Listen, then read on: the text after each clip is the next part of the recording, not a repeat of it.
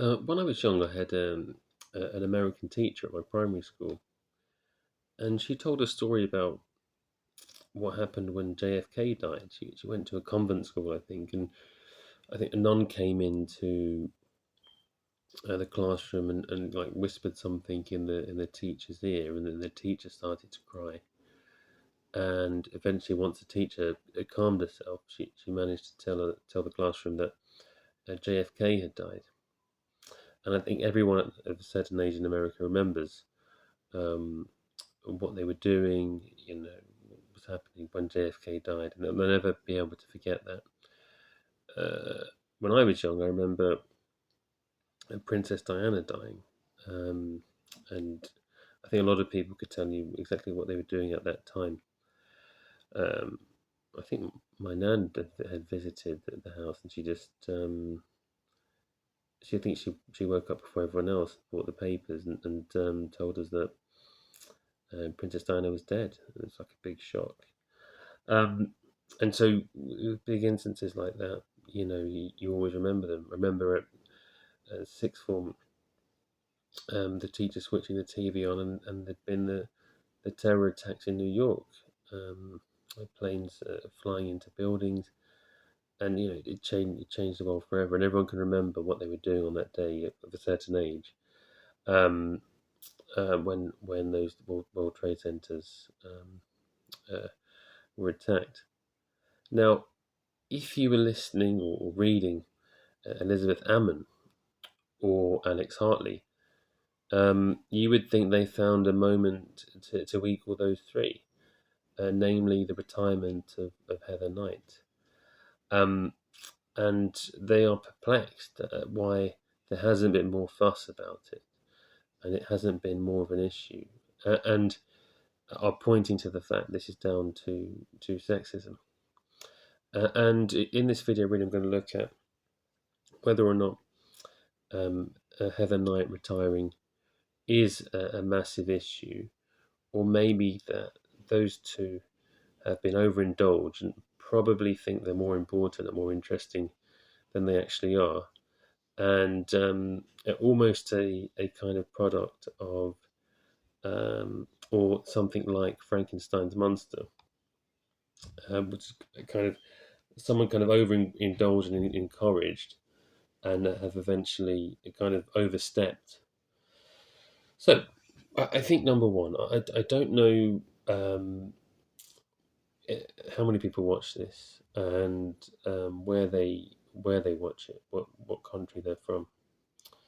Um, the kind of interaction I get tends to be from people in the UK. Although on one video, when I was talking about India winning the T20 World Cup, there were a few Indians who messaged me. So I don't know. Also, India is a country that likes cricket a bit more than any other one. So I don't know. I don't know if I see my views. It might say, I don't know, 50, 60 views. I don't know where those people are from. Um, so I'll have to explain the background to how we got to this situation. So if you're in England, if you're in the UK in general, or in New Zealand or Canada, you'll know exactly what I'm going to be talking about. And maybe if you're outside the Western country, it might be a bit of kind of news to you or something interesting. Um, in England now, we have jettisoned our Enlightenment and Christian perspective on kind of truth and knowledge, etc., and replaced it with a more kind of postmodern approach. And it's a kind of postmodern approach where it's a kind of a list of grievances. Um, and so you have people who have historically been victims of injustices in the past, um, uh, um, at the top of the list, and people who, in the past, whose ancestors would be the perpetrators of those injustices at the bottom. So, for instance, I don't know, at the top, you'd probably get a a black disabled lesbian, for instance, and right at the bottom you'd have a white straight male. So if you get my point, and then there's like a scale going right down. Um, Now, what's happened in the country is we've now got this kind of postmodern approach. So it's not based on. I would say the best example is it's not playing the man. It's not playing the ball. It's playing the man. So I don't know if you take cricket. If someone hits a four, whether it's Brian Lara, Steve Waugh, or Mike Atherton, it's a four. That's it. Now, in kind of countries like England, New Zealand, Canada, there's a caveat all the time. So even if a white male were to say, um, I don't know, gravity exists, you could still get a woman saying, no, you would say that you're a man. And that would kind of be a legitimate point. In the past, when we were kind of, um, children of the Enlightenment, that would be a ridiculous statement to make. Someone like David Hume or Kant would laugh in your face if you said something like that. But now that's kind of acceptable. And I think that is the background to, and that is the reason why we had these kind of ridiculous statements over the last couple of days. Um, so you've got two people here. One, Elizabeth Ammon, who went to private school, went to university, is white, and writes for the Times, which really is the establishment paper. You couldn't get more of an establishment paper than the Times. And Alex Hartley, who was a cricketer and now well paid pundit on BBC Test Match Special. Again, it's very hard to get more establishment than working for the BBC.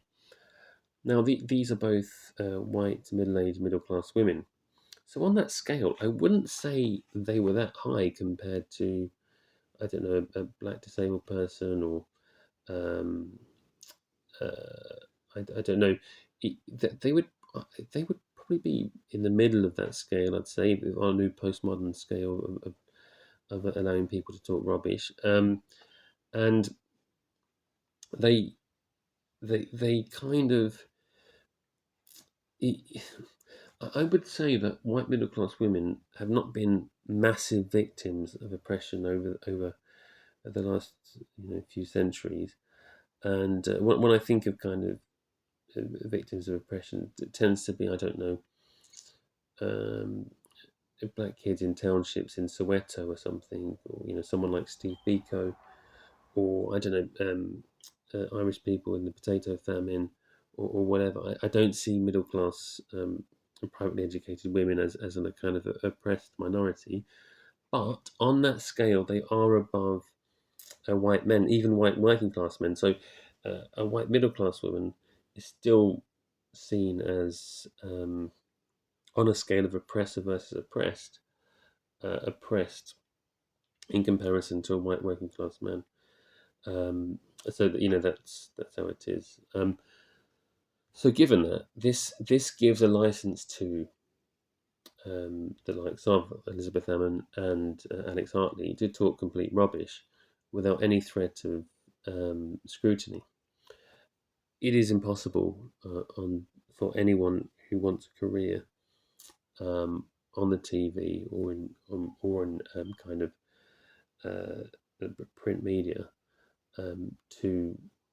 to question or scrutinize a woman commentator or pundit. Possibly GB News, possibly. Even then, I'm not sure. That no one would take you, and there's just a kind of acceptance that even if the woman is talking complete rubbish, um, you just have to let it go in a way that you wouldn't, with a man. I don't know if you take, say, ITV's coverage of football. Lee Dixon and Sam Matterface are pilloried unrelentlessly. That does not happen with Alex Hartley, even though Lee Dixon is a far better commentator than Alex Hartley. Now, just to be clear, that doesn't mean women can't be good commentators. Unfortunately, we produce the worst ones in England, the worst women commentators, because in England, I think unlike Australia or India, women's cricket is less about kind of excellence and more about just a kind of it's like an avenue for political views, and so it, so you get someone like Mel Jones aboard who's excellent, like I say, but here you don't get any good female commentators. It's sad. Um, so they're able to kind of get away with just really what is kind of the ironic thing is, because of past historical injustices for women, it does mean that now inadequate or inept women are able to succeed. So they've kind of made up for the ones in the past who've been overlooked by over promoting someone who's useless now. So if you take Alex Hartley, she's someone who, I mean, she was a cricketer, um, but does not provide any kind of um, nothing kind of informative or analytical when she comments. She's just kind of Larry and gobby and provides really collar, I suppose, and there's like a contrast with her and the kind of more kind of upright kind of maybe uptight, um, maybe like privately educated people like Dan Norcross, I suppose. But the reality is she's not there on merits. If you compared her to Jared Kimber, the guy probably is second to none with his knowledge of cricket and his analytical skills, but he's a straight white male. The funny thing is, he does seem to be like a massive lefty, but despite that, that's still not enough because there are too many, in the eyes of, I don't know, Sky or the BBC or whatever, white straight males um, in those companies, and so he's pushed aside for someone much worse. So this is to rectify past injustices, but it's not very good for an individual who is not guilty of anything himself. You know, this is almost a bit like the Christian concept of original sin. So that for that reason, emboldened by the fact that they can't be sacked, Alex Hartley, who probably has a job for life, will probably get an MBE, probably get an OBE, maybe even made a Dame in years to come, and would only really get sacked if she went on a shooting spree.